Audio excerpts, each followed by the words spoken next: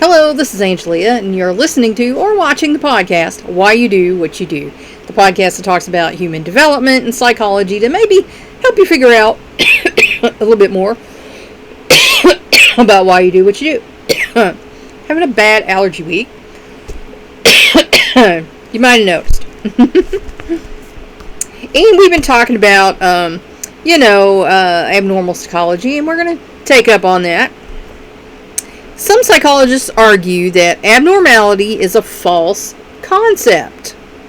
They contend that what we call insanity is simply an unorthodox way of coping with the problems and the stress of everyday living. And there is some truth to that. But there is such thing as abnormal behavior. They were proved wrong on that one. Some theorists contend that madness is actually an essential process in rediscovering the true self, which has been buried beneath the masks that society makes us wear in order to succeed. And that's where your talk therapists, your life coaches are going to come in because people get messed up. The family unit might mess you up. Schools might mess you up. Workplaces, to the point where you suddenly wake up one day and you have no idea who you are. And I've heard so many people say that. I think I'm blessed that I always had a strong sense of self. And there were people around me who encouraged me to have a strong sense of self. And so I think that was helpful to me and some of the things that I had to overcome. An opposing idea is that abnormality does indeed exist and that it serves a purpose to keep the rest of us in line and content to be normal. That is probably some of the people who lean more towards religious thinking about, abnormality. Most theorists believe that abnormal behavior operates by the same natural laws governing normal behavior. Understanding one will thus further our understanding of the other. So that is a study that they've done a lot of studies on. Like I say, we're in a continuum here. Most of us fall this way, and then at the other end you got severely mentally disturbed people, and then at the other end you got very mentally healthy people. So we're on that continuum somewhere. Behavior is seen in terms of a continuum with severe disturbances. Yeah, I just said that. The one end and positive mental health at the other, the place where most of us fall, even though we may at times move around on the scale. They said that in 2 sentences. That's odd. But, at any given time, you might not be feeling super mentally healthy. Like I said, I went through a period of depression and anxiety. My husband has had depression and anxiety. At any given time, it depends, what's happening in your life. You might slide back this way, or, you might have really good thing happen to you, and it lifted you up and made you feel really good about yourself. So, we all kind of ride the line there. Positive mental health is just as difficult to define as abnormality, but most psychologists agree that it includes more than mere freedom from disorder or personal distress. It helps you have a good attitude about the world and a positive outlook on life. We set the stage for our discussion of abnormal behavior by defining criteria and describing some general characteristics of psychopathology. That's what we've been doing, up to this point. This is a necessary first step because only when we share a common conception of this problem can we deal with it in any practical sense, because, you got to understand what you're talking about. However, simply stating that behavior deviance is unusual, infrequent, and disturbing to those affected and to society, even setting precise limits on these characteristics, is not enough. Arnold, Elaine, and Tommy all behave abnormally but in very different ways. Because remember, Arnold was the guy with schizophrenia, Elaine was the woman with depression and anxiety, and Tommy has autism. So their behaviors are all very different. Obviously, then, there are varying types or categories of abnormal behavior. A classification system is quite helpful in obtaining the fullest knowledge possible about all the different forms of abnormality, and therefore about the very broad category of behavioral deviance itself. And that's why they've studied this stuff for years and years and years, and came up with, the DSM, and I forget what version we're on now. But, there's a reason why they've come up with all these classifications. And if you ever get a hold of one and look through one, I used to have to look through one every day. But you'll find there are so many definitions, and there's some you've never even heard of. So there's some I don't even want to hear of. But in fact, classification may even be essential, since most of the forms require different management methods. And they do, like I said. If you are just sad because something sad happened, you might get some antidepressants. You might do a little talk therapy. They're certainly not going to put you in a mental hospital because you're sad. But now, if you're a psychopath and you're, going around trying to kill other people, you are probably going to go into a mental hospital. So, again, there's continuing there. And, of course, if a problem is to be adequately treated, it must first be defined, because you can't solve a problem that you don't know exists. Once we have established a comprehensive classification scheme, the next step is to devise some sort of assessment techniques. That is, a way of determining the type of abnormal behavior present and how severely it is affecting the individual. And that's the thing there.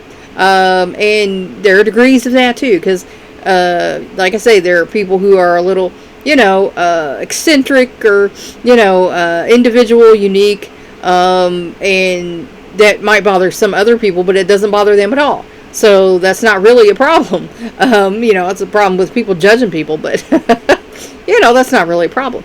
But now, if your eccentric person is out in the street dancing in traffic, that is more than eccentric. That's a problem. If someone starts slicing themselves and other people up, that's a problem. The last point is important because the severity of certain disorders can also determine the treatment.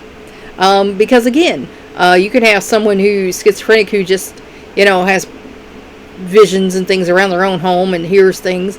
And then you have people who are at the other end of that continuum who, are attacking other people and doing things. And so, again, one size does not fit all.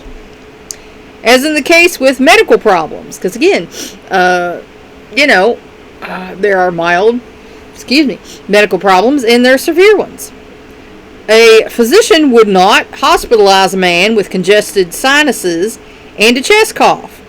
However, if that man had congested sinuses, a chest cough, and a persistent high fever that did not respond to simple home treatment, hospitalization would probably be called for. So again, it's a question of severity. Oh my goodness. Excuse me here. Bad allergy week. After the assessment has yielded the initial diagnosis or identification of the problem, and that's what a diagnosis is identification of the problem, and its severity, treatment, if there is to be any, because sometimes there's not. Sometimes, like I said, there's a little talk therapy. You're sad, this is going on, you talk about it, you feel better, and you move on with your life. May begin. Another factor of the assessment process is that each evaluation of a person's condition is regularly compared with the first assessment, which thus provides a way to measure both the person's progress and the adequacy of the management method being used. So that's why, you might hear a lot of the same question. It's not something to get worried and upset and that they're not paying attention. They're gauging your answers by the first answer you gave. So, Be aware of that. Classification systems. The first step in any science is classification. That is, the organization of observances about various phenomena into some reasonably similar groups. Organizing data in this fashion allows for two things: communication and prediction. If we classify something or someone within a clearly defined category, then we have quickly communicated a good bit of information about that object or person simply by placing it there. And that's not always a good thing, because there are folks who are labelers, and that's their coping mechanism. That's their way of, sorting people so they don't have to get to know them too much. Oh, so-and-so's of this, so-and-so's of that, so-and-so's of that. They classify these people and they put them in these neat little folders in their mind, and that way they decide they know what they are. But of course, we know that's not true. One person is never all this, that, or the other thing. People are very unique, complicated creatures, and by labeling folks, really all you do is keep yourself from getting to know folks and what they're all about. So, that is something that can be a maladaptive coping mechanism, is if you label folks and put them in these little categories, because no one person is just one thing, so you got to be careful on that one. For example, if you say, "I have a dog," to a person who shares your definition of dog, you have communicated a great deal of basic data. The other person knows that you are speaking of a domesticated animal of varying size that walks on all fours and eats meat. You could further classify your pet as an Irish setter, which would provide more specific data. Now your listener knows that your dog is a fairly large for dogs and has long and silky reddish hair. Obviously, classification makes things easier for us. And like I say, that's something that people like to do for themselves. But sometimes classification can hold you back and keep you from having fulfilling relationships. So, you have to be careful how and when you use that. We can provide maximum information, describe a dog to someone, and have the minimum output. But what if you had to describe a dog to someone who had never seen one and had no concept of how they looked or acted? That would make it a little bit harder, wouldn't it? The same procedure, what if you had to constantly go through this same procedure for every subject, with every person you met? And if you're in the psychology field, you do. Every person, different. Got to talk to them, got to figure it out. So, if you go into psychology, there's going to be a lot of repetition. You better be okay with repetition. You can see how difficult it would be to try to communicate without the benefit of classification. The second purpose of classifying data is prediction. An Irish setter, in addition to having certain characteristics that it shares with other dogs and some that are unique to its own breed, has a predictable life history. It will stay a setter and never become a beagle. Of course, some living things do undergo more or less complete metamorphosis, as for example, when caterpillars become butterflies. And that's why I use the butterfly on my logo for Works of Heart years ago, because that was the goal there, to grow people into themselves, because sometimes we are pushed down, told ourselves is not good, not good enough, and so we do put on masks or try to be who other people want us to be, and then, like I say, one day you wake up and you realize, who am I? This is not me. This is not the person I wanted to be. And so you got to go back and figure out where you got lost, where your, as I put it, where your train of life derailed, and go back and get it back on track into the life you want it to be on. I had a class called Living Your Own Life that I wrote, that I used to teach. In these few cases, the change becomes an integral part of the classification scheme for that specific category. Consequently, when you refer to a caterpillar, your listener implicitly understands that you are speaking of a creature that changes its form. And as people, we do that constantly. And most animals do. Most animals learn, grow, adapt. And if you can't do that, you die out. So for some people, that's a problem too. They can't learn, grow, and adapt. And that leaves them stuck and angry little people and act like it's everybody else's fault when it's like, no, you didn't learn, grow, and adapt. So, nevertheless, no classification scheme is perfect. We cannot make all of the correct predictions from a single classification. And of course you can't. If somebody tells you so-and-so's a whatever, and then when you meet so-and-so, you got that in your mind. You're like, oh, there. But then you're at a party together or something, and you get to know them a little more and realize, well, you know what? They're also a this, that, and the other thing. And that part that this other person told you about, you can see some of that, but it's not as off-putting or bothering as, they said it was. So, again, you have to watch about classifications. You have to learn for yourself, because everybody has opinions, and you're not going to learn everything about everyone from a single classification. Classifying a whale as a mammal rather than a fish imparts the information that it breathes air, has a self-regulating body temperature, and nurses its young, among other things. But we probably would not predict that it lives all its life in the water, which is much more typical of fish. Still, a whale has more of the characteristics typically associated with other mammals than with fish. So the predictive advantages of classifying it as a mammal are greater. And that's because you would then expect it to be a mammal. Even though it's in the water, if someone told you it was a mammal, then you would expect it to be like a mammal. Therefore, although a good classification scheme can provide a clear description of the phenomenon, whether an animal or a behavior, in its present and future forms, the system may never be as complete as we would like.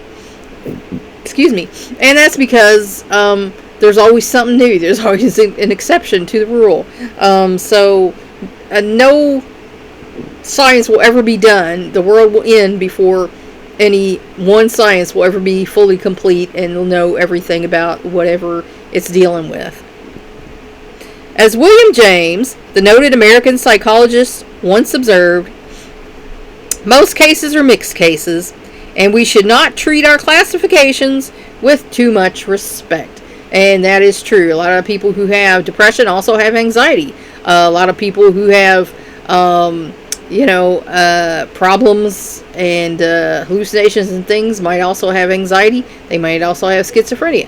So it's rare, to have just one thing. A person who has PTSD also has usually depression and anxiety. So, different approaches. Throughout history, a number of different approaches to the classification of abnormal behavior have been suggested and attempted in order to heighten the quality of our communications and the accuracy of our predictions. Because if you know how a disease is going to progress, or what you can do to intervene and stop the progression, then that's a much better outlook for everyone. The most popular approach has been based on overt symptoms. That is, the particular behaviors that warranted professional help. And like I said, at one point in time, everybody's going to have some kind of overt symptom of something. That's just the facts of life. Don't classify people before you know all your facts. Since observable data are used, this kind of system would seem to be reliable and would enable different observers to agree upon what had been observed and therefore on the category. But as we know, everybody's different. So, like I said, you might have to shop for a good fit when you go to find a therapist, because one person has this life and another person has this life, and what this person sees might trigger them and remind them of this another person or thing that happened, and then this person might think of this as something else. So again, you want someone who's going to help you, not make you feel bad or label you or put you in situations you don't want to be in. You want someone who's going to help you. Indeed, basing the category on clearly observable behaviors, the empirical approach is traditionally among the other among the other sciences, and is the most common approach used today. Because that's what you want to know. You want to know the empirical evidence. You want to know what is happening. What am I seeing? What other evidence supports this? What they're telling me. That's why they're taking notes. We will return to a more detailed analysis of this kind of categorization after examining some alternatives. And that's where I'm going to leave it for today. I hope that helped you figure out maybe a little bit more about why you do what you do. Please like and share this educational program. And that's what it is, an educational program. It's not designed to diagnose or treat any mental illness. If anything I've said during this educational program has triggered you, or you think may be a problem for you, then by all means go talk to your mental health professional.